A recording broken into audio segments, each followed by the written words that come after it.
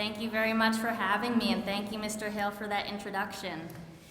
It's very great to be back here today. To be honest, when I was writing this speech, I was getting a little nervous. Maybe because Williston means so much to me that I want to make sure I get it right. Or maybe because the last time I gave a speech, it was here for my graduation 10 years ago. But I was thinking about the convocation speeches I heard when I was a student here, and I couldn't remember any of them. So that, to be honest, took off some of the pressure and made me feel a little bit better. What I remember from the convocation were not the remarks or words of wisdom that were shared with us, but the anticipation of what it meant to be here at that moment, as you are now. My freshman year, I had no clue what to expect. My parents had dropped me off a week before. I just spent 3 days in the woods with 100 people I'd never met. I learned you don't do that anymore. All of a sudden, I was here at boarding school. My sophomore year was a little more solid. I remember the excitement of seeing people who over that first year became my best friends and who I had missed deeply that summer. I remember moving into a new building and hoping that that year would be just as good as the first one was. My junior year, there was all of a sudden this new anticipation. As Mr. Hill said, I was a goalie on the girls' ice hockey team. The goalie before me had graduated the year before, so this year was finally my shot. This was my year to prove to myself that I could do it. The idea of college was also looming. And then all of a sudden, it was senior year. And this was it, the last go-around, but still lots ahead.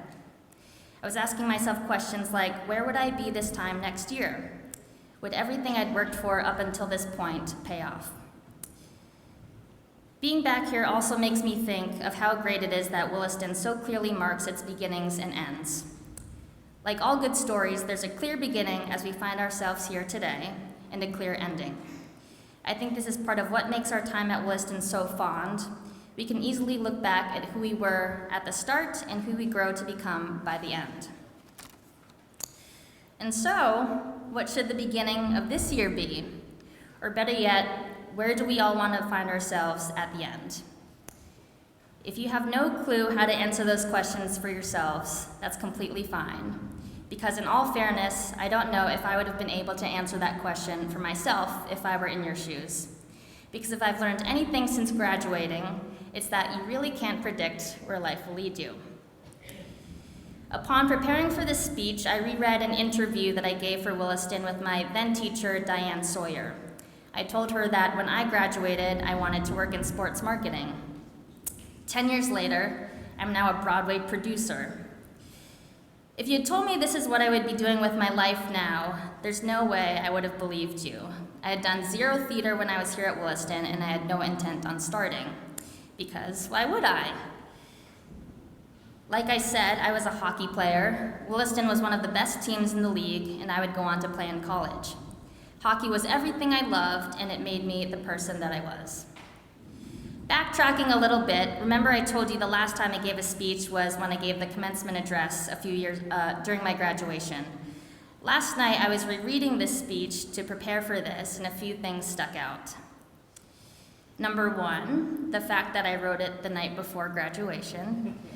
I pulled an all-nighter and wrote it while everyone else had to sleep over in the common room. I finished it probably 2 hours before graduation, read it over once, and then decided it was good to go. I'd never spoken in front of a crowd of that size before, but somehow that didn't faze me at all. This also made me realize how young I was back then, and how much I envy all of you for the energy and adrenaline you're all capable of today, because it doesn't happen anymore. Number 2, I got very sentimental during my speech. There's a part where I talked about learning new things once my class was fully gone from Williston. I talked about learning new schedules, new campuses, new restaurants. And I don't know if anyone caught this at the time, but I remember my voice cracking unexpectedly and feeling a rush of emotion when I talked about getting a new roommate in college and not knowing if they would ever be able to match the one I had here. And number 3, this is where the speech got good, I was inspired to talk about one of the aha moments I had earlier my senior year after hearing a speech by the now late Mr. Swanson, who had spoken the night before. These aha moments are the light bulb moments that seem to appear out of nowhere. They're revelations. They're moments of clarity that make you see yourself and your life in ways you never had before. And today I wanted to tell you about 2 aha moments I had before and after my time at Williston. The first aha moment was when I fell in love with ice hockey. It was a moment no one in my family saw coming, but once I started, I couldn't be stopped. For the first time in my life, I knew what I wanted. Flash forward to 2009, I'm here at Williston after being recruited by Ms. Talbot to play hockey here on the girls' team. Now, I know the team is the top team in the NEPSAC today and has done the unthinkable and won back-to-back championships in the past 2 years. But this was not always the case. When I was here, we were good, but under Ms. Talbot's guidance, we became great.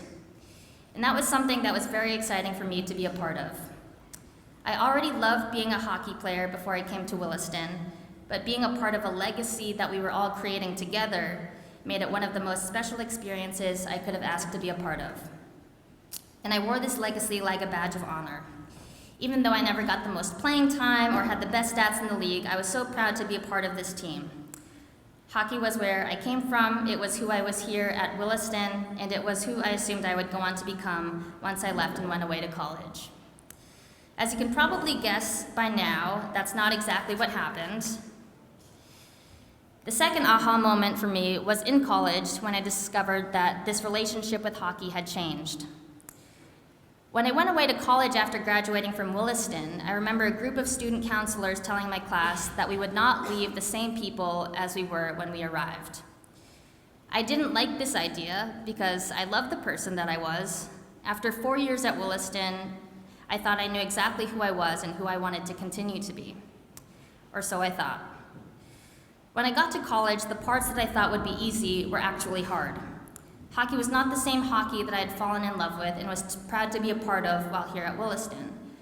And I was developing new interests, and whether I wanted to admit it or not, hockey was holding me back from seeing where those new interests could lead. I was changing, and I was growing. And after 2 unhappy years of playing in college, I decided to quit. And this is where theater comes into play. If any of you have ever been to a Broadway show, you probably have a general idea of what I do as a producer. Part of that might be true. I do sit in on auditions and listen to people sing, and I watch them dance. I attend marketing meetings where we talk about how we can make our show the next big hit, like Wicked or Hamilton. But what I really do is bring stories to life that I love, and I connect the rest of the world to them. I champion stories that show people who they are and who they can be. And to me, theater is like holding up a mirror. It's powerful because we see ourselves reflected back at us. And this is a vulnerable thing, because when we see ourselves on stage, we see everything. We see the good, the bad, the ugly, our fears, anxieties, and everything we work so hard to hide so no one else sees or knows about them except for us. But what makes theater so compelling to me is that it shows us a path to overcome and conquer these fears and anxieties. It puts us in situations where we can allow ourselves to be brave. When I quit hockey, it was terrifying. Hockey was everything I had known up until that point. My teachers, my coaches, they were my people. Hockey was what I had dedicated my life to, it was what had brought me the most joy, and all of a sudden, I was making a decision to put that side of me to rest and start afresh as someone new. I was having my own brave moment. And of course it was scary, but it allowed me to open a door to a world that I had never known even existed or was available to me. And while hockey and theater seem worlds apart, I think my life is actually unfolded in the way it was meant to. I loved hockey because I loved being a part of something that was bigger than myself. I loved working towards a common goal and seeing myself and each of my teammates rise to the occasion in our own individual ways. Theater's not too different. It takes 5 to 7 years to get a new musical up. It takes a village of hundreds of people, from the actors to the designers to the crew who actually build the sets, to the people at the box office who sell the tickets. It's working towards a common goal and creating something that didn't exist before. And I think deep down, this is what I was meant to do, even though I hadn't known it before. I believe there are many chapters in life, what makes life life are all the beginnings and endings we experience, and strength we have inside ourselves to see each of those beginnings and endings through. Today we find ourselves at a new beginning. You may not know exactly how you'd like this next year to play out, or you may have no clue. But either way, I hope you allow yourself to lean into the moments that ask you to be brave, whatever that looks like to you, and celebrate each other when we see our friends and peers step into those moments of bravery themselves. Trust your instincts, listen to what your hearts are telling you, and have fun, because if it's not fun, then it's not worth it. Thank you, and I hope you have a great year.